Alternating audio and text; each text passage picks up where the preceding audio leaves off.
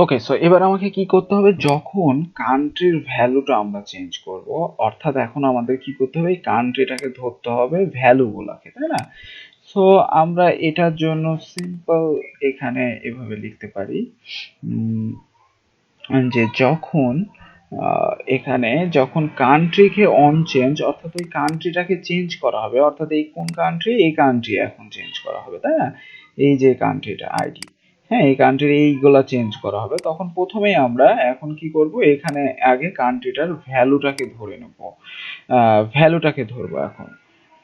So দেখেন এই যে কান্ট্রি আমরা ভ্যারিয়েবল নিলাম একটা, দেন ডলার কান্ট্রি ডট ভ্যাল, অর্থাৎ ওই ভ্যালুটাকে আমরা ধরে নিলাম। ধরে নেওয়ার পরে এখন আমরা এই ফাংশনটাকে কল করব এবং এখানে যে এই যে প্যারামিটারগুলো আমরা আর্গুমেন্ট সেট করছি সেটাকে এখানে পাস করব এখন।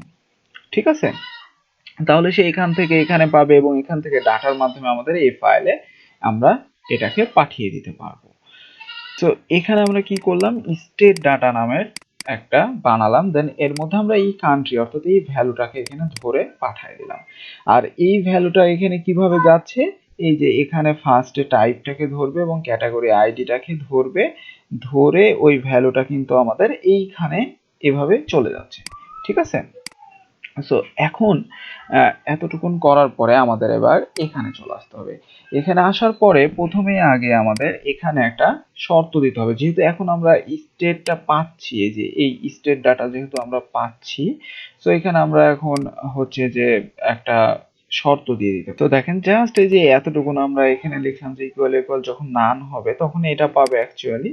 আর যখন আমাদের এই যে স্টেট ডাটা টাইপ, হ্যাঁ, পোস্ট টাইপ, যেটা আমরা এই যে এখান থেকে টাইপ হচ্ছে যে পাঠিয়েছি টাইপ, যখন হচ্ছে যে আমরা বললাম যে টাইপ এই যে স্টেট ডাটা, যখন স্টেট ডাটা পাঠাবো আমরা, স্টেট ডাটা হবে, তখন এবার এখানে আমাদের জাস্ট কোয়েরি করব যে তখন আমাদের ওই কান্ট্রি এর যেই হচ্ছে যে আইডি অনুযায়ী সে ডাটাগুলো চলে আসবে, জাস্ট এতটুকু। তো দেখেন এই যে জাস্ট আমরা কোয়েরি করেছি SQL select star from state table where country কি হবে, ওই যে আমাদের আইডিটা ধরছি, হ্যাঁ, কোন আইডিটা, এই যে এখান থেকে যে আইডিটা আমরা পাঠালাম, এই যে আইডিটা, হ্যাঁ, ডলার পোস্ট দিয়ে সেই আইডিটা, যে সে আইডি অনুযায়ী এখন সে কোয়েরি করে সেই ডাটাগুলো আমাদের জাস্ট অপশন ভ্যালুর মধ্যে নিয়ে চলে আসবে।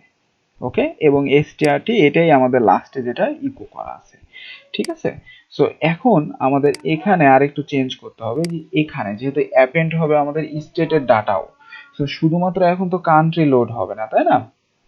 সো এখানে দেখেন if type equal to state data যখন হবে তখন ওই স্টেটের মধ্যে এখন আমরা স্টেটটাকে ধরলাম, অর্থাৎ এই যে স্টেটটাকে ধরলাম, এই স্টেটের মধ্যে এখন আমাদের এইচটিএমএল আকারে ডাটা চলে আসবে, আর এলস ওই যে আগে যেটা করেছিলাম আর কি, কান্ট্রির মধ্যে অ্যাপেন্ড হবে।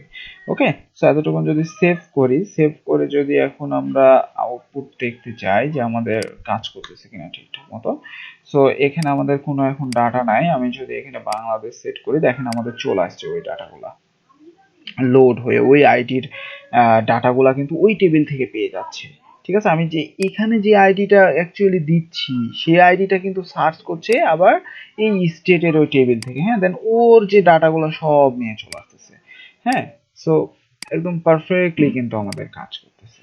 ওকে, সো এই হচ্ছে আমাদের সিলেক্ট বক্স প্রজেক্ট। সো আমরা এটাকে কিভাবে করলাম, যে সিম্পল একই সিস্টেম, হ্যাঁ, সিম্পল এর আগে যেভাবে করেছি জাস্ট ওভাবেই, জাস্ট আমাদের এখানে পরবর্তীতে যেটা করতে হচ্ছে, কান্ট্রিটাকে যখন আমরা চেঞ্জ করছি তখন ওই ভ্যালুটা আবার আমরা এখানে পাস করে দিচ্ছি এবং ওইটাকে নিয়ে আমরা এখানে সুন্দর মতো ইফ এলস এর মাধ্যমে কাজ করালাম, যে যখন স্টেট ডাটা পাবে তখন আমাদের এই রকম কোয়েরিটা হবে, ওই আইডিটা ধরে ওই স্টেট টেবিল থেকে সব কান্ট্রি গুলাকে নিয়ে চলে আসবে, হ্যাঁ, যত যা আছে। সো আমরা তখন আমরা এখানে ওইভাবে অপশন ভ্যালু গুলা শো করাচ্ছি। ওকে।